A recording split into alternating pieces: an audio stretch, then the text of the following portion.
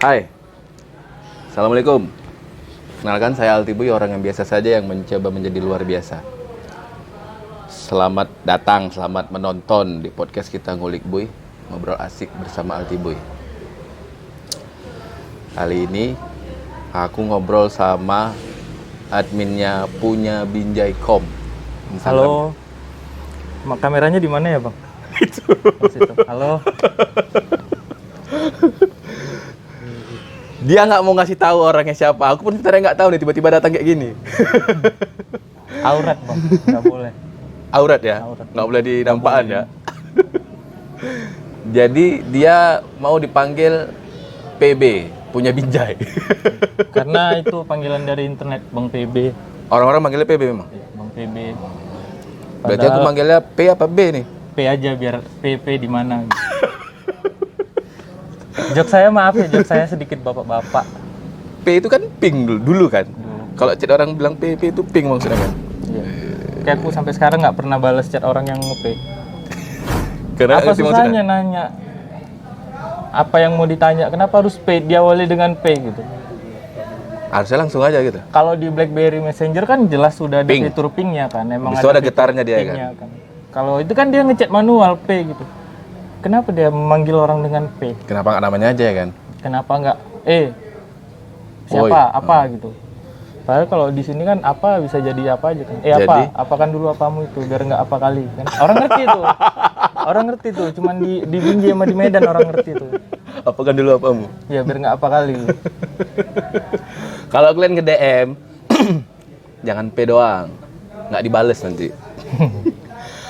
Jadi P Kenapa jadi P? bisa P, Kenapa bisa jadi P. Ah.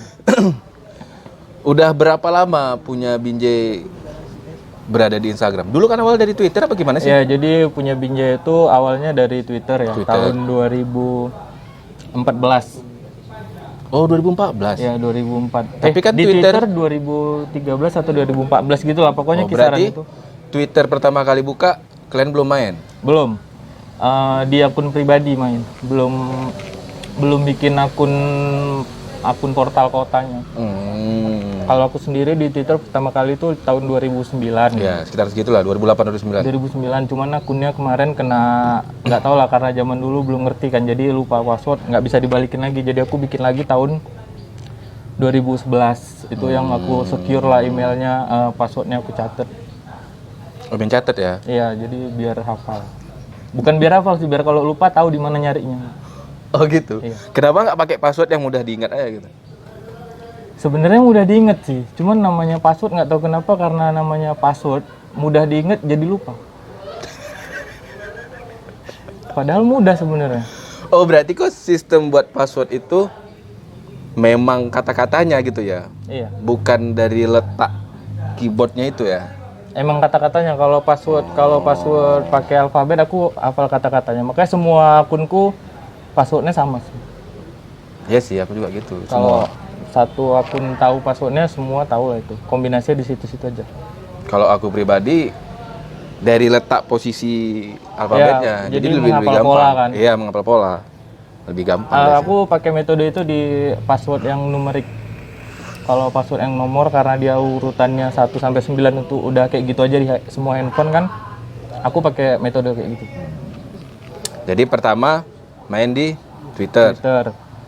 Terus bikin Instagramnya gitu kan, tapi dulu tuh bukan aku yang mulai. Jadi Punya Binjai ini awalnya dibuat sama seseorang Yang kalian tahu siapa orangnya? yang kalian tahu. Dia sebenarnya juga nggak mau diketahui orang juga, cuman kalau untuk sekarang ini udah banyak yang tahu gitu kan. Dia ngerunning Punya Binjai itu dari tahun 2014 sampai 2019. Di 2019 itu udah mulai punya kesibukan lain dan udah nggak terlalu fokus di Punya Binjai. Akhirnya di tahun 2020 tongkat estafet Punya Binjai diterusin ke aku. Berarti ke orang kedua. Iya. Ya kemarin sempat heboh tuh dengan pernyataan si admin yang pertama bilang bahwasannya bukan dia lagi yang megang gitu, ya kan? Tapi dia juga bilang bahwasannya nggak tahu siapa orangnya, tapi yang jelas bukan aku lagi yang megang gitu kan. Dan kita coba cari tahu, kayaknya ya ini orang nggak tahu siapa. Nah itu dari yang lalu kan dia ketika dia udah diketahui banyak orang gitu kan, jadi nggak asik lagi gitu mainnya di Punya Binjai kan. Jadi makanya untuk kali ini aku benar-benar sebisa mungkin menjaga identitas supaya nggak diketahuin gitu lah. Jadi kalau memang kita di luar nongkrong ya udah nongkrong gitu. Karena Punya Binjai ini kan untuk sekarang bisa disebut bisnis ya. Berarti memang pure untuk bisnis. Ya itu bisnis. Berarti tujuan awal kalian membuat Punya Binjai ini memang untuk bisnis? Enggak, jadi itu perbedaan visi misi dari si admin pertama dan aku. Jadi admin pertama itu bikin Punya Binjai sebenarnya untuk galeri ya, untuk galeri Dari Binjai? Dari Binjai. Jadi anak-anak di Binjai semua pada upload foto di Instagram, terus mereka nge-tag Punya Binjai, dan nanti bakal di-repost sama Punya Binjai. Jadi di situ bakal ngumpulin karya-karya yang bagus dari teman-teman, karya fotonya gitu kan. Nah, user generate lah kalau istilahnya kan user generate. Jadi kita repost segala macam untuk galeri. Jadi suatu saat kita bisa lihat nih di Binjai itu ada apa aja gitu. Karena kalau misalnya kita lihat dari satu orang, kan perspektifnya dikit ya, cuman di situ-situ aja ya kalau dari satu akun gitu kan. Nah, kalau di Punya Binjai kan kita random tuh dari banyak perspektif gitu, dari banyak postingan orang yang kita Tapi kumpulin. postingan orang-orang di Binjai? Iya, di Binjai. Dan kita kumpulin jadi satu di satu page gitu kan, dia itu di Punya Binjai gitu. Nah, ketika di delegasiin ke aku, Punya Binjai ini sekarang punya tujuan yang beda dikit lah gitu kan. Jadi aku tuh punya misi sebenarnya untuk mengembangkan ekosistem dunia kreatif industri. Jadi aku mau ngembangin itu supaya apa? Supaya anak-anak di Binjai ini, industri kreatifnya ini bisa lebih dihargain. Karena tuh Bisa lebih dihargain? Bisa lebih dihargain. Jadi mereka berkarya segala macam, mereka dapat sesuatu yang setimpal gitu loh kalau menurut aku ya. Karena itu salah satu keresahan aku juga. Lebih dihargai ini gimana? Maksudmu apakah dibayar gitu? Kalau konsepnya bisnis ya, kita ngomongin di situ. Dari segi materi lah maksudmu ya. Jadi ya, menurut karena gini, Oke, lanjut. Ketika aku lihatnya dari ini Bang sebenarnya, brand-brand itu kalau misalnya mereka masuk pasar Sumatera, mereka seneng. Karena harga produksi konten di sini jauh lebih murah daripada di Jakarta. Oh iya? Jauh Bang. Harga paid promote di sini jauh lebih murah daripada di Jakarta. Untuk ngerunning campaign di sini lebih murah. Nah, padahal kalau aku baru tahu nih. Padahal kalau aku lihat kualitas SDM kita di situ, itu bisa kali bersaing sama mereka di sana. Jadi menurutmu SDM di sini sama di luar Binjai harusnya bisa lebih dibayar mahal menurutmu? Lebih dari yang sekarang. Jadi sekarang termasuk murah lah ya? Murah. Bagi kalian yang nonton, semoga paham. Karena banyak teman-teman aku gitu kan, kreator video, fotografer, itu yang paling rancu tuh sering ini kan. Jadi pada diajakin untuk bikin satu karya dari brand gitu kan, diajakin dengan iming-iming, ya cuma iming-imingin nanti bakal panjang, nanti kalian bakal dipromosiin juga gitu. Tapi dibayar murah gitu. Iya, itu taktik aja sih sebenarnya. Jangan pernah percaya dengan kata-kata nanti kita akan kerjasamanya panjang. Karena kalau memang mau panjang ya udah panjangin aja dari awal. Dari awal ya kan? Mau kontrak berapa tahun, 6 bulan, 1 tahun. Ya udah dealnya langsung di awal aja biar dihitung ulang harganya gitu. Kalau memang dia brand itu rasa kemahalan gitu kan. Jadi menurutmu harga mereka itu layak apa memang gimana? Variatif sih ya, kalau dibilang mungkin itu layak buat mereka gitu kan. Cuman aku tuh pengennya kayak mereka harusnya bisa dapat lebih nih gitu. Sebenarnya itu bukan tanggung jawabku juga sih, kalau memang mereka merasa itu cocok dan layak untuk mereka, sebenarnya nggak ada masalah. Sebenarnya nggak ada masalah. Cuman aku pengen lebih ngembangin ekosistemnya aja lah, biar industri kreatif kita tuh bisa lebih bersaing. Jadi targetmu ini sebenarnya lebih ke content creator? Apa semuanya? Termasuk seniman atau apa? Seniman bisa terlibat. Jadi sebenarnya gini, untuk ke situ ya, aku kalau bisa dibilang pengen bikin PH, production house, tapi sifatnya nggak terikat, bukan satu corporate perusahaan yang punya kantor, orang-orang datang kantor gitu, nggak. Jadi aku pengen ngelibatin emang bener-bener banyak orang. Contohnya gini, misalnya ada kerjasama nih kita kan dari salah satu brand apa segala macam. Karena kami nggak punya tim yang terlalu banyak, aku pengen ngelibatin teman-teman gitu.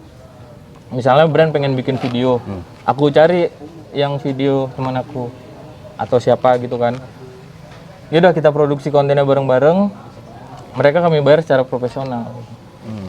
Nah untuk ke situ kami ngasih rangsangannya pelan-pelan nih. Untuk sekarang di Punya Binjai, kami nerapin sistem kolaborasi sama kreator. Yang kreatornya ini kami bayar, memang nggak mahal, tapi itu salah satu bentuk aku menghargain, ibaratnya kita kasih uang minumnya segala macam itulah. Jadi aku nggak mau, meskipun kalau dibilang followers Punya Binjai itu banyak ya, kita kayak abang lah misalnya, bang yuk bikin video nanti aku promosiin. Abang kan nggak bisa bayar cicilan pakai promosi itu. Emang kita bisa ngajukan pinjaman ke bank, nih aku followers aku sekian. Jaminannya apa nih, mau gadi ke Pegadaian, jaminannya apa? Followers tuh jaminannya followers. Kan nggak bisa gitu kan. Memang semuanya nggak diukur dengan materi, cuman iya nggak bisa dipungkir, kita realistis aja lah, hidup di dunia ini kan juga butuh materi ya. Butuh materi. Berarti segala yang kalian promote itu di kalian memang harus bayar? Iya. Tapi harus berarti ya? Ya kalau memang nggak bayar, kita value to value lah. Impactnya buat, kan aku bilang tadi Punya Binjai konsepnya bisnis ya. Kalau memang gini, kita bukan berarti semuanya juga harus bayar nih. Kalau memang kedepannya nih kalian misalnya pada bikin event atau apa gitu kan, terus mau dipromosiin di kami sebagai media partner, jelaslah dari awal, maksudnya kita dikasih proposal acaranya kayak gimana, terus barternya kayak gimana gitu kan. Kami nggak masalah mau cuman ditempel di logo segala di backdrop apa segala macam juga nggak apa-apa gitu kan. Tapi ada step by step yang sering kelewat gitu. Kayak tiba-tiba aja nih kami punya acara nih jadi media partner, apa promosiin gitu kan dah. Tapi sementara flyer utamanya udah disebar gitu, artinya kami nggak dilibatin dari awal ininya kan. Ajas manfaat dong kalau aku lihat gitu. Iya sih. Makanya aku nggak mau ngelayani kalau yang kayak gitu. Bisa value to value berarti ya? Bisa value to value. Nggak berarti harus bayar mulu kan? Nggak, jelas nggak. Malah gini, kan tadi aku bilang di awal, kalau Punya Binjai dulu itu adalah user generate, artinya mereka lebih banyak repost. Nah kalau sekarang ini udah banyak nih yang nanya, Min kenapa jarang repost? Iya, sekarang jalan repost lah. Ya kan jarang repost. Nah karena belum aku umumin di Instagram, di sini aku bakal bilang kalau kami ini sekarang lebih prefer untuk kolaborasi. Jadi misalnya kalian punya ide mau bikin apa, ayo kita bikin kontennya sama-sama, baru kita upload di Instagram gitu. Kita kerjain kontennya sama-sama, ide kalian apa, keresahan kalian apa, kita visualkan dalam bentuk foto atau video, terus kita share ke internet. Hubunginya ke DM aja. DM aja. Tinggal kalian DM. Tapi pasti dibalas kan? Dibalas. Tergantung ya, kadang kalau DM nih juga yang aku tuh lihat orang tiba-tiba nge-DM-in repost gitu tanpa ngasih tahu apa ini maksudnya, terus apa kegiatannya dan apa, pokoknya nggak ada cerita apa-apa, nggak ada minimal kenalan dulu lah gitu kan. Kayak Min, kami dari sini ini kami ada kegiatan gini kami minta tolong dong Min bantuannya di repost. Kalau itu nggak komersil, kami bakal repost. Tapi kalau itu komersil, ada angkanya. Ya jelas harus paid promote dong. Karena kan itu salah satu model bisnisnya Punya Binjai untuk publishing. Jadi bukan sombong weh. Kalian bilang punya Binjai sombong, tapi ada lah etikanya gitu maksudmu Iya, ya. maksud aku gitu. Tiba-tiba minta promote gitu. Karena admin di balik punya Binjai itu kan manusia juga ya, aku sama beberapa temanku itu kan manusia ya gitu, bukan robot gitu kan. Kalau robot kan nggak pasti kayak gitu, kalian tinggal ngechat aja gitu, dia auto reply memang udah punya ininya. Kita juga punya kegiatan, kerjaan ya. Nah, walaupun punya Binjai itu bisnis aku bilang, tapi aku nggak cari duit di situ. Nggak cari duit di situ. Kan? Agak aneh kan, iya. Karena pendapatan dari punya Binjai lebih banyak kami keluarin untuk cost bikin konten. Jadi kayak sekarang kita lagi nge-running YouTube. Ya. Jadi untuk syuting blinded itu, untuk syuting blinded itu kita ada cost produksinya. Untuk talent yang berpartisipasi minimal kita kasih makan lah. Kita kasih makanan dan minuman gitu. Berarti kalian baru-baru mulai YouTube ya? Iya, baru mulai itu. Nah, itu kontennya memang hanya itu doang? Sementara itu, jadi aku sementara main blind date. Kedepannya bakal ada konten-konten lain, program lain lah di YouTube. Dan teman-teman pun kalau punya konten mau collab ya silahkan. Bisa diobrolin. Kita bakal produksi, jadi hitung-hitung sama-sama belajar lah ya untuk memproduksi konten di internet gitu kan. Jadi kalau misalnya ada ide apa, kita bakal bantu di produksinya juga malah. Untuk take videonya atau edit segala macam, dan step by stepnya pokoknya kita bakal bantu. Berarti Instagram kalian itu nge-repost lebih spesifik apanya nih? Misalnya apakah semua berita, apakah wisata doang, tempat wisata, atau gimana? Kalau repost kita itu repost peristiwa agak kurang ya. Aku lihat-lihat juga kadang kan kalau misalnya foto kecelakaan gitu yang kadang kan diupload di internet gitu kan. Aku agak sedikit ya mungkin buat teman-teman semua dikurang-kurangin lah ya untuk foto-foto kayak gitu ya, karena kita mikir juga keluarga korban. Yang lihat postingannya itu bakal ngerasa sedih gitu kan. Apalagi di kami yang bisa dibilang followersnya di Binjai besar, yang lumayan banyak lah ya. Pasti salah satu keluarganya kemungkinan itu pasti ngeliat salah satu followers kami gitu kan. Jadi kami nggak akan repost konten-konten kecelakaan kayak gitu.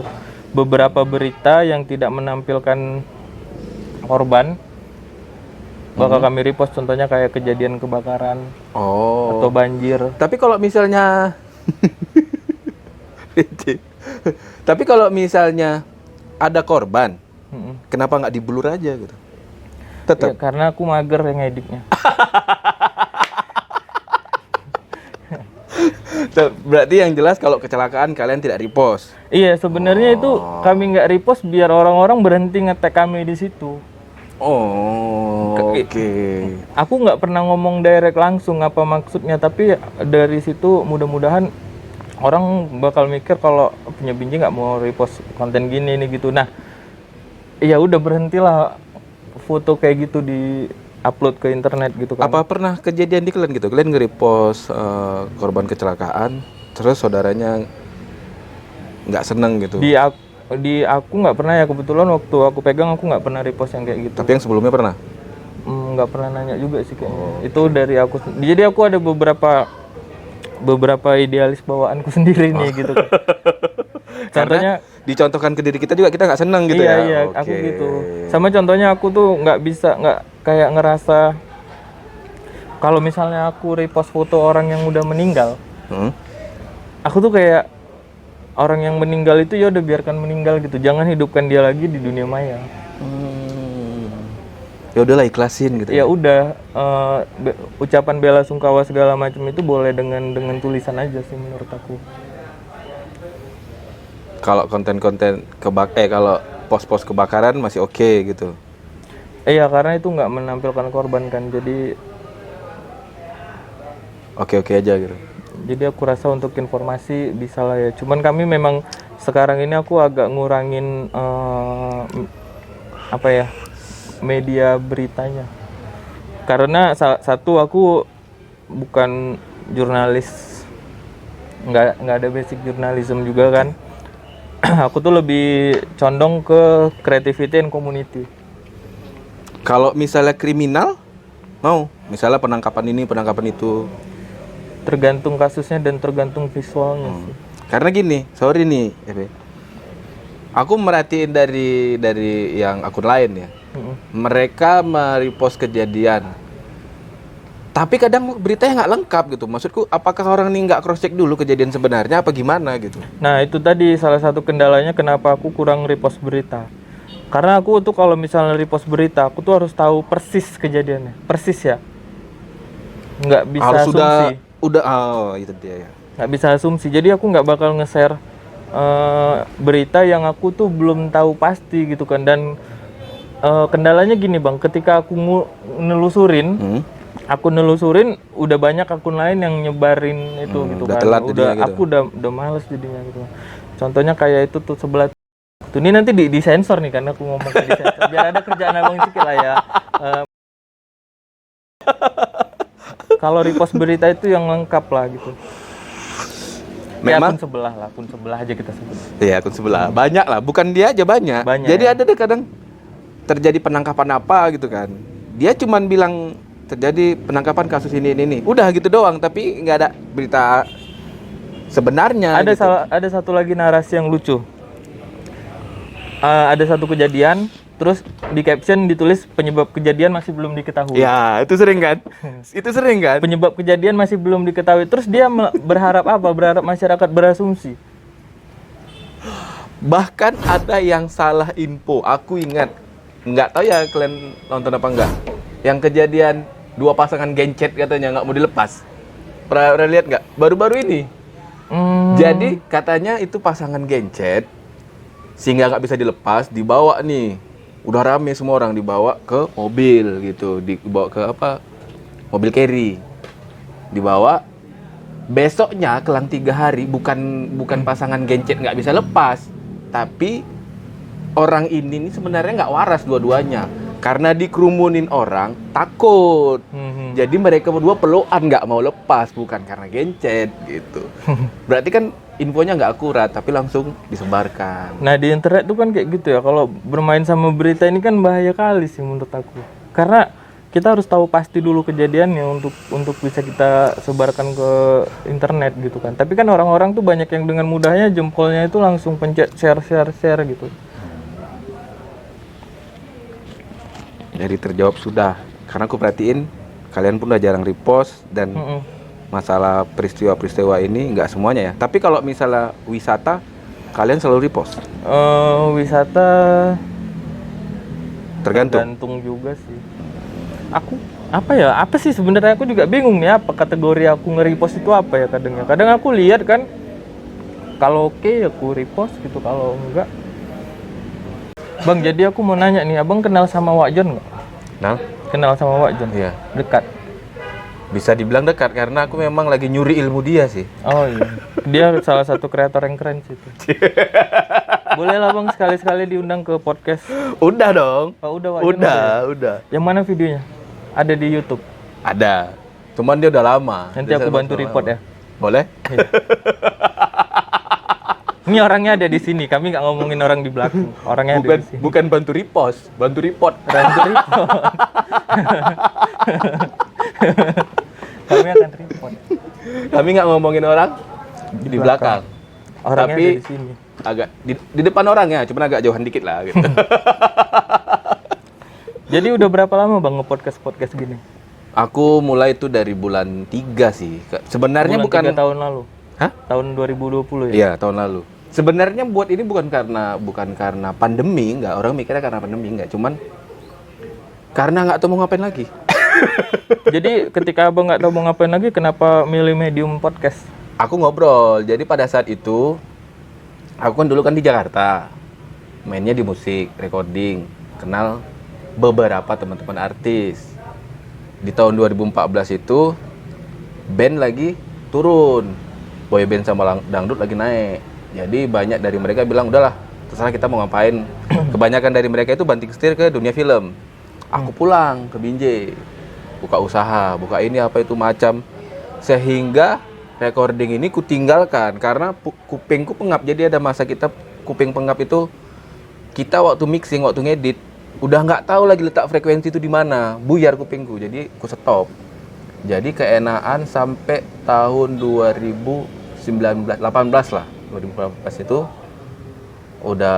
usaha udah bangkrut semua, nggak tahu mau ngapain. Lagi nyari-nyari apa, pokoknya mau nyari kerjaan apa gitu kan. Di tahun 2019 akhir itu Desember, Noah datang ke Binjai, perform itu. Aku jumpain orang itu, aku ngobrol, aku bilang, aku mau balik ke Jakarta lagi nih, mau main di musik lagi. Mereka bilang, kalau cuman musik doang, nggak bisa bertahan di Jakarta. Setidaknya ada sampingan, mau itu jualan online atau apa. Terus ada satu orang nyeletuk, udah kamu YouTube aja gitu, dia bilang. Terus aku bilang, aku mau buat konten apa? Aku bilang. Nah, waktu itu di Desember itu prediksi mereka, podcast belum naik loh. Mereka bilang, podcast bentar lagi mau meledak. Coba main podcast, pelajari aja. Tadinya konten aku tuh sebenarnya aku mau nge-share ilmu tentang recording, tapi dari Nuendo. Karena kan udah banyak yang Pro Tool nih, Pro Tool udah banyak. Aku Nuendo tuh bisa dihitung lah orangnya. Itu apa softwarenya? Software. Jadi keluaran Steinbach itu dia ngeluari 2 aplikasi untuk recording, satu namanya Cubase, satu namanya Nuendo. Teman-teman pasti tahu lah. Aku lebih ke Nuendo. Kenapa Nuendo? Nuendo itu dia memang standar untuk broadcast di TV dulu. Jadi dia ada untuk videonya juga ada di situ sebenarnya. Kalau komputer kita mumpuni, udah lengkap di Nuendo itu semua sebenarnya. Kalau Cubase itu khusus musik. Jadi tadinya aku mau nge-share tentang itu gitu. Tapi karena mereka bilang udah podcast aja, ya udah mulailah aku podcast, belajar dulu itu. Kenapa nggak itu aja yang abang garap? Apa itu? Untuk yang tadi, konten tadi tentang recording. Recording. Pertama aku udah ketinggalan sama seniorku. Aku punya senior yang Nuendo dan menurutku, bahaya ya. dia lebih lengkap.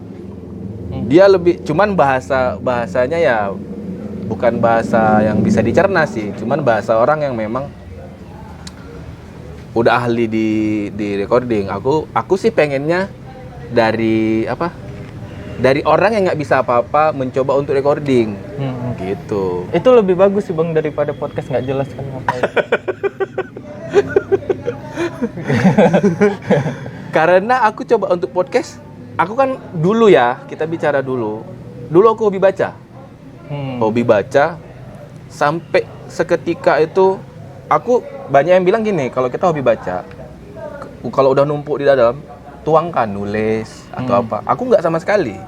Jadi baca aja terus, sakit kepala tuh di belakang, pokoknya di agak tengah di belakang, sakit. Karena nggak nulis itu kata orang tuh. Sementara aku kalau untuk nulis, kalau bukan untuk lirik lagu, aku nggak bisa, nggak pandai gitu kan. Nah, aku jumpa orang yang dia memang hobi baca. Jadi kami ngobrol nih lagu argumen. Salah satunya ada juga si Dera lah, macam Dera. Tapi dulu waktu di Jakarta dia lebih kritis lah gitu. Waktu aku lagu argumen sama dia, sakit kepala aku hilang gitu. Sama kayak aku ngobrol sama si Dera. Dera juga kayak gitu.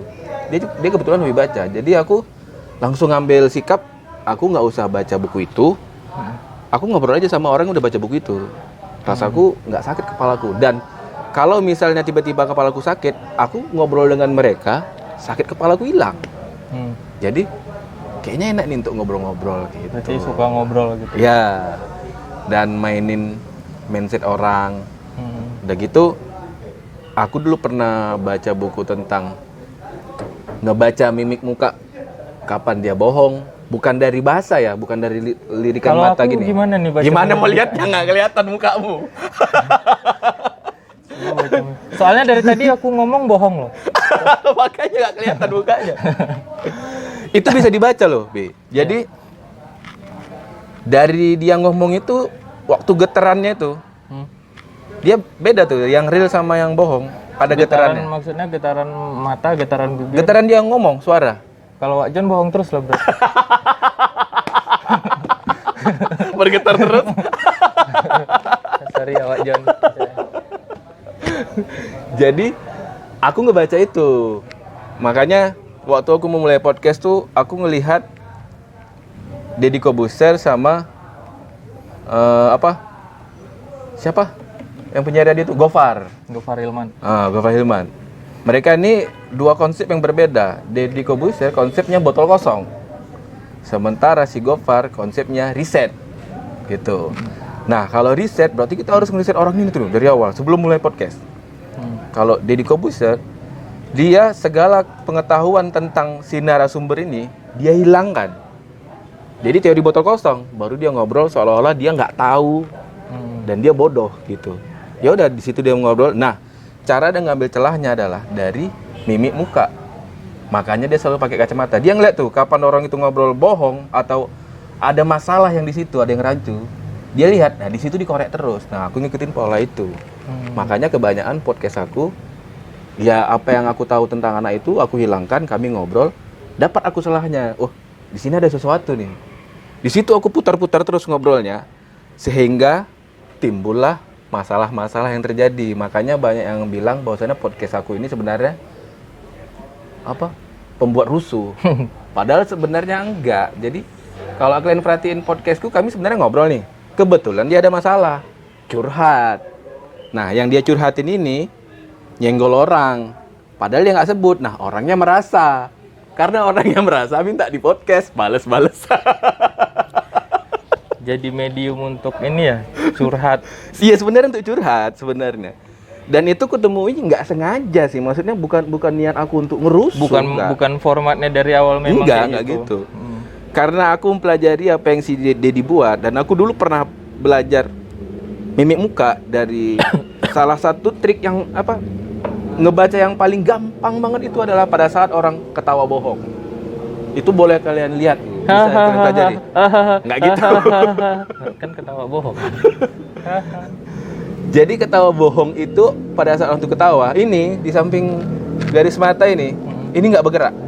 Kalau dia ketawa ini nggak bergerak, itu bohong. Dia pura-pura ketawa. Pura-pura. Aku sedang melatih kemampuan pura-pura ketawa sih memang. Karena kalau di tongkrongan ada kadang jokes-jokes yang kurang, tapi kayak kalau nggak dihargain nggak enak gitu. Jadi kita ketawa pura-pura itu. Itu salah satu soft skill yang sedang saya latih. Oke, selagi Bang Alnya nggak ada ini ya kan. Jadi kita bajak dulu sebentar channelnya. Kalau misalnya kalian suka nonton konten-konten hiburan, kalian bisa langsung ke channelnya Punya Binjai. Jangan lupa pencet tombol subscribe di situ, oke? Mantap. Tadi ada yang nanya di tempat aku, tapi secara nggak langsung sebenarnya pertanyaan yang aku lemparkan ke dia tadi itu pertanyaan dari kalian kan? Sebenarnya. Oh, itu ada yang nanya ya? Ada. Jadi itu tadi pertanyaan sebenarnya. Sekarang dari Punya Binjai. Apa itu? Boleh Bang pilih aja. Jadi tadi kita buka sesi ini mic Abang nggak buka? Oh iya. Jadi tadi kita kan buka sesi untuk questionnya. Kalau ada yang mau nitip pertanyaan boleh. Ini bakal ditanya langsung aja. Aku nggak bisa baca sih Bang yang mana, jadi Abang aja yang pilih ya. Ini udah. Oh, ini sama nih. Yang mana? Ini ditanya aku juga nih. Kenapa Punya Binjai tidak memiliki konten berita seperti sebelah? Tadi udah dijawab. Udah dijawab. Kenapa Jalan Tanjung Jati rusak? Jangan tanya kami.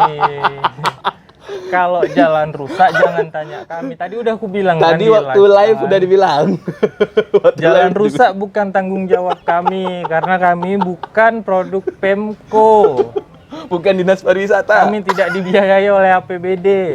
Bukan dinas PU. Bukan, sama sekali bukan. Kami tidak ada hubungannya dengan penguasa-penguasa di atas. Ini boleh nih, si Zulfa Gea. Sebangga apakah Abang menjadi anak Binjai? Nah itu tadi, kenapa? Sebenarnya gini, kita balik ke awal tadi, Punya Binjai kenapa, kan udah harusnya regenerasi, makanya tongkat estafetnya ke aku gitu kan. Sebenarnya harusnya bukan ke aku, karena aku sama admin yang lamanya ini bisa dibilang satu generasi. Kami satu generasi yang di Binjai ini lah gitu kan. Kami kemarin sering terlibat bareng, usia juga sama. Kami pernah kerja di satu kantor bareng juga gitu kan.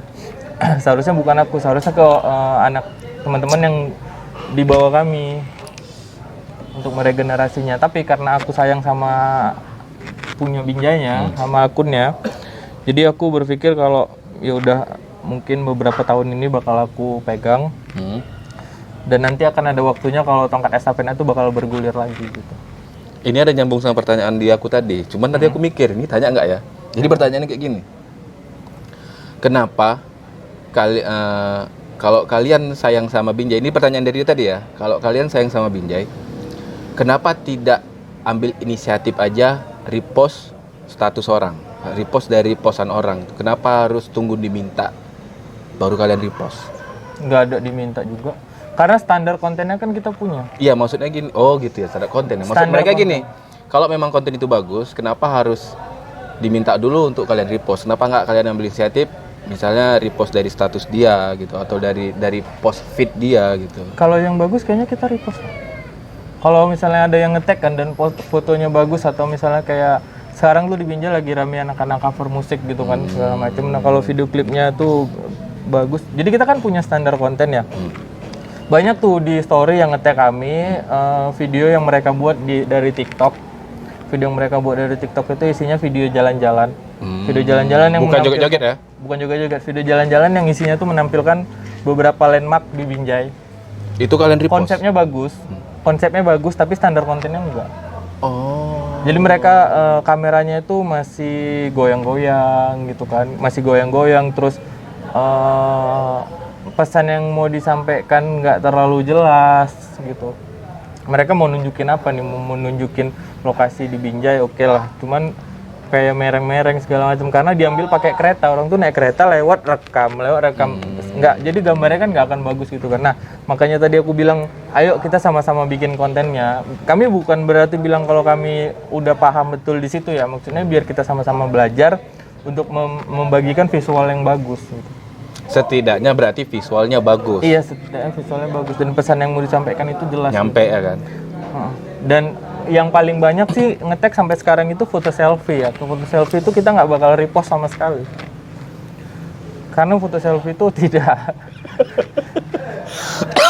ada yang DM malah fotonya dia nggak upload di story, dia cuma DM foto selfie di kolase jadi 4 frame gitu, dia selfie doang, dia cuma ngirim itu lewat DM, minta kita ngepost gitu. Nggak tahu, tanpa ada pesan apa-apa. Makanya aku juga aneh kan.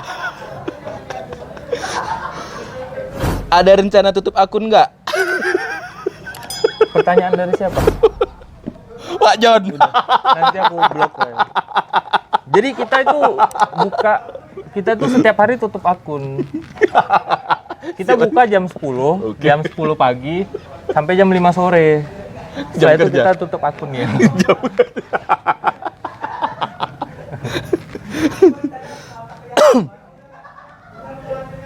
Oh ini tuh aku nih.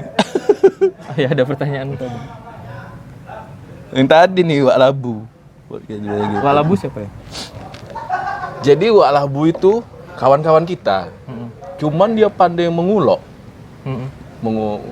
Cakep ya, mungkin karena ada orang Melayu ya. Kalau di Melayu kan ada istilahnya kombur ulok Wak Labu. Gitu. Pada saat itu aku bukan mau menyindir sih. Kan kena Covid kemarin kan langsung di karantina nih, semua nggak boleh keluar kita. Daripada aku stres, aku ngajak ngobrol dia. Jadi kami punya cerita-cerita kalau seandainya chaos nih, rusuh gitu kan. Rusuh ini menjarah, aku bilang. menjarah kota. Apa pertama kali barang yang kau ambil gitu-gitu. Oh. Jadi aku ngambil sisi pandemi, misalnya chaos. Daripada kita pusing, udah dibawa happy aja gitu. Jadi kami ngobrol tuh memang benar-benar ngaca tapi seru karena dia memang pandai mengulok gitu. Itu sempat bukan sempat viral sih, sempat hits lah gitu. Karena 2 hari langsung 6.000 yang nonton. Rame. Jadi sebenarnya orang Binjai ini butuh hiburan. Iya, jangan serius-serius sekali, kenapa di internet.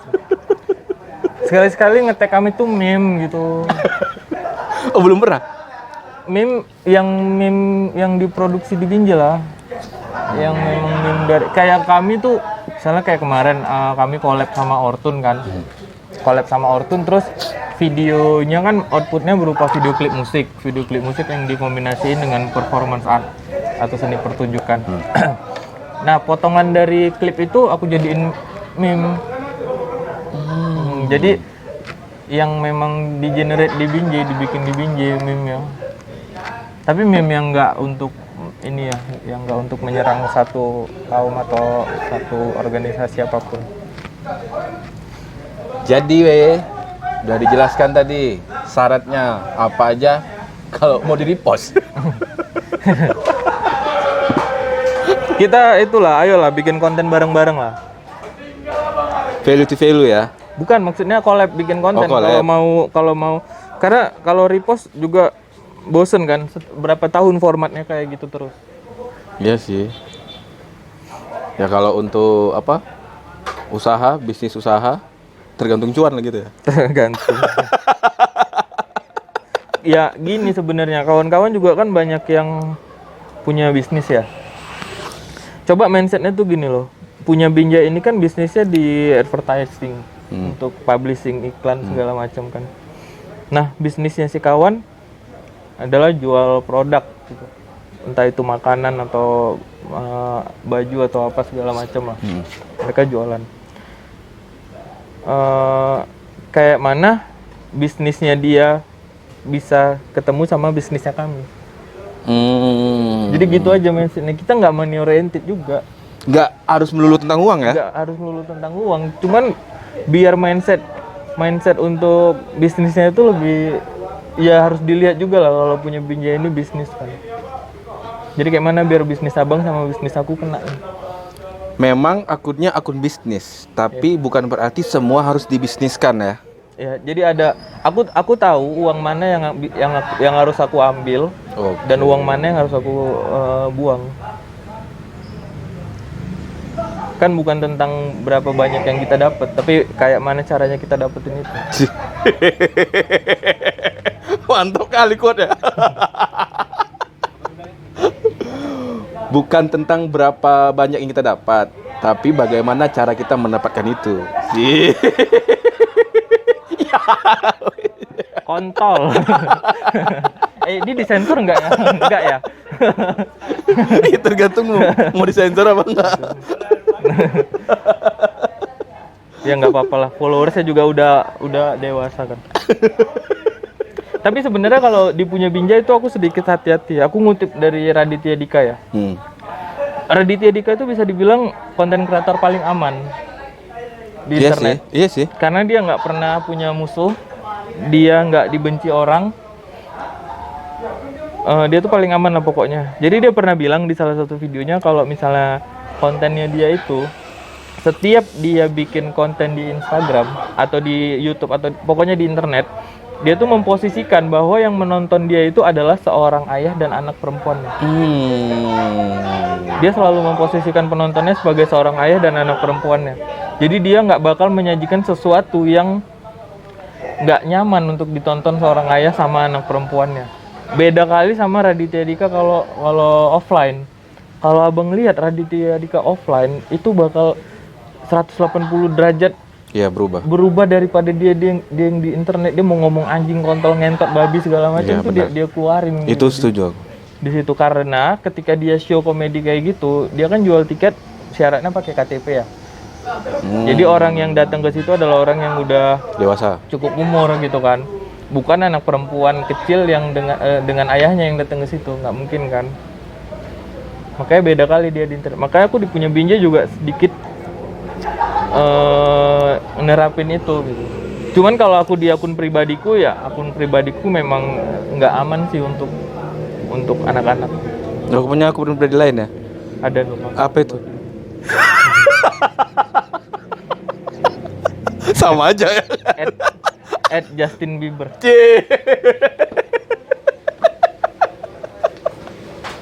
Aduh. Oke, P. Jadi selanjutnya apa targetmu ini? Targetku ke depannya di punya Binjai. Targetku di punya Binjai kayak yang aku bilang tadi, ketika ekosistem di sini udah jalan, terus dan bisnis modelnya punya Binjai udah settle, di situ adalah waktunya aku bakal ngelepas punya Binjai dan meneruskan bisnisnya ke orang lain. Terus kau ngapain? Aku duduk tenang terima duit. Terima persenan? Ya, karena kan bisnis. Karena memang dari awal dibentuk untuk bisnis ya. Iya kan emang untuk bisnis. Nggak bisa kita salah. Iya. Oke, tadi kita sempat nyinggung masalah seni. Kalau cocok, ku publish. Kalau nggak, ya ku potong nih. Karena kemarin-kemarin kita sempat ngobrol kan. Pandanganmu tentang seniman sekarang itu yang mereka berkarya atau perform, bisa dibilang seperti itu. Tapi gimana bilangnya? Bukan nggak dibayar, tapi dibayar. Tapi cuma nasi bungkus doang gitu. Ya, itulah yang akan diberantas ya.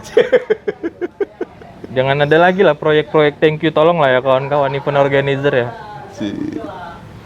Kita yang salah siapa nih? Anak bandnya, IO-nya, atau si punya tempat? Yang salah mindsetnya. Semuanya berarti? Mindsetnya. Oke. Gimana cara ngeberantasnya? Apa tuh? Cara merubah mindset mereka ini gimana caranya? Jadi gini, kita tuh sering nggak sadar ya kalau misalnya ketika kita bikin sesuatu yang itu sifatnya bisnis, kita tuh sering nggak tahu uang siapa yang mau kita ambil. Oke. Ya kan, kita tuh nggak tahu uang siapa yang mau kita ambil. Oke. Sebenarnya kan bisa uang brand ya. Kita lempar proposal ke brand atau siapa gitu kan, atau uang masyarakat. Artinya tuh tiketing. Oh, tiketing. Untuk menonton seni pertunjukan, sebuah karya yang dimainkan langsung itu kan butuh effort ya. Oke. Jadi aku rasa orang-orang juga nggak akan terlalu keberatan untuk spend money yang nggak cuma seberapa lah. Tapi ketika seberapa dulu nih, seberapanya? Kita tahu sendiri Binjai ini gimana. Ya kita katakanlah di rate 50.000 itu aku rasa nggak terlalu mahal sih. Atau mahal lah bagi anak Binjai. Oh iya. Ya udah kita kurangin lah 30.000 atau 25.000. 20.000. Soalnya kita di luar juga beli minuman boba atau chat time itu juga mahal kan, 40.000 di Starbucks juga. Aku sekali ngopi juga kadang 60.000 kan. Masa untuk ngehargain nonton pertunjukan kita nggak mau keluar uang. Dan ketika ada yang jual tiket masih aja ada yang pakai adukan kawan kau pun gitu. Jangan gitu loh itu. Kalau aku emang lagi memberantas harga kawan. Ya harga kawan itu nggak pernah masuk akal. Jadi aku sering bilang ke teman-teman yang lain lah yang punya usaha, jangan ada harga kawan. Beda ya. Harga kawan, harga promo sama harga diskon. Harga diskon itu kayak kita beli 2 tapi ada diskonnya.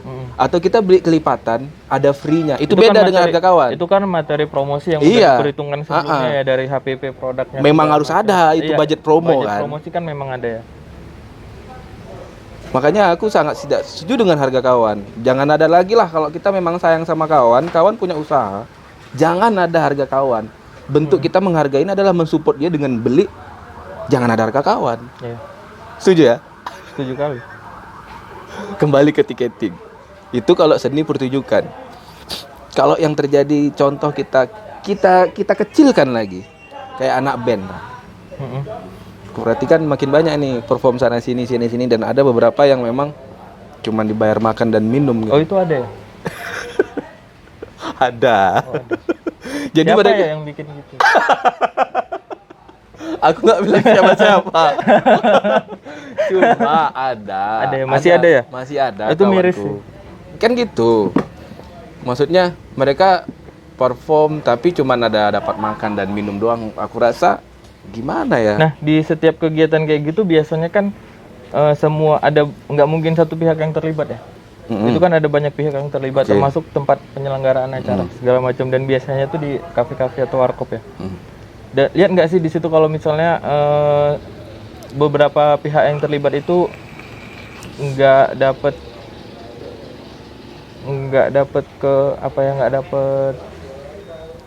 apa nih? Keuntungan yang rata gitu loh. Kayak yang di satu sisi yang punya tempat trafficnya pasti bakal meningkat di malam itu, dan ketika mereka jual produk yang bagus, makanannya enak, minumannya enak, pasti orang bakal repeat order, bakal datang ke situ lagi. Benar. Sementara pihak pengisi acara yang kayak band performingnya itu tadi cuman sebatas malam itu dikenal orang yang cuman sebatas datang ke situ.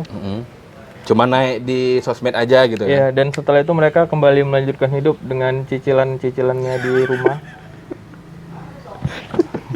Sementara yang punya tempatnya kebanjiran omset mungkin setelah itu. Punya solusi nggak menurutmu? Iya itu mindsetnya tadi. Mindsetnya. Makanya nggak apa. Aku percaya orang yang benci ini keluar dari sini bakal semakin banyak orang yang benci sama kami gitu kan. Dan aku percaya kalau orang-orang yang benci itu adalah orang-orang yang justru memanfaatkan situasi itu sebenarnya. Karena dia tersindir gitu ya. Bisa jadi. Tolong nanti jangan diundang lagi ya ke podcast.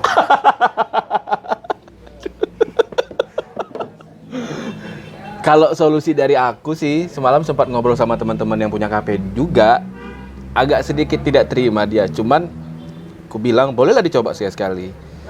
Semua itu kan terjadi karena mindsetnya semua sama.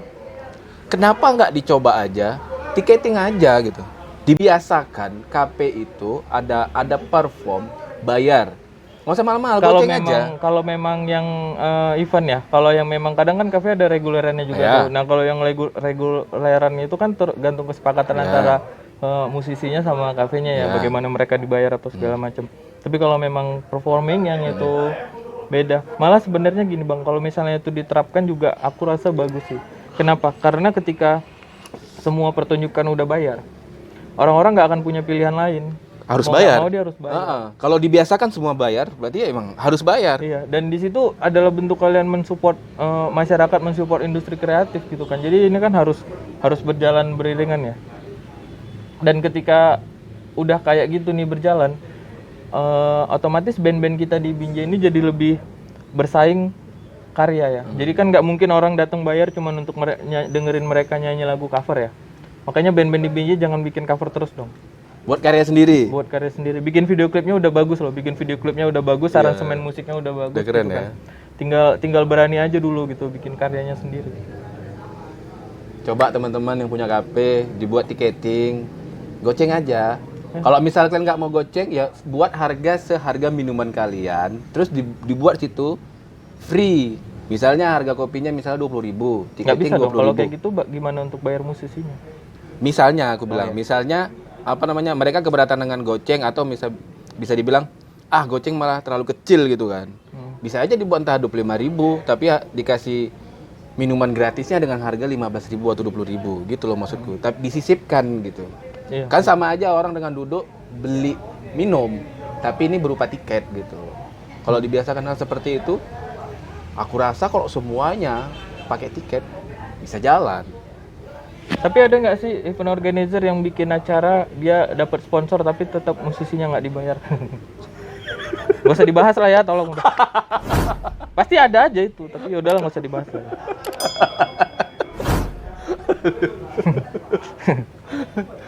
Oke guys, kali ini podcastku hanya 1 episode.